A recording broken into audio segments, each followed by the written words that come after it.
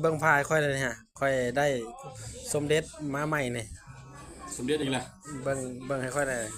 ใช่มันคืออยู่บ่ได้ฮะเก้อืมเจ้าบอกไปเลยเนาะเห็นค่อยเบิ่งแน่นั่นรุ่นนี้ฮะยังน้อยก็4-5แสนนะวะไปพังไผเว้ามาไปพังไผ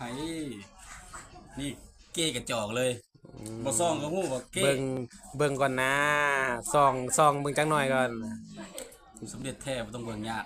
ถ้าสมเด็จแท้ข้างหลังมันต้องมีกลางป่าเห็นบ่เห็นบ่ถ้าบ่มีกลางป่านี่ถือว่าปลอมจังหน่อยปลอม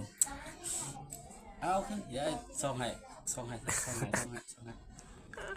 เบิ่งวิธีจับกล้องก็ฮู้แล้วเสียนแท้หรือบ่แท้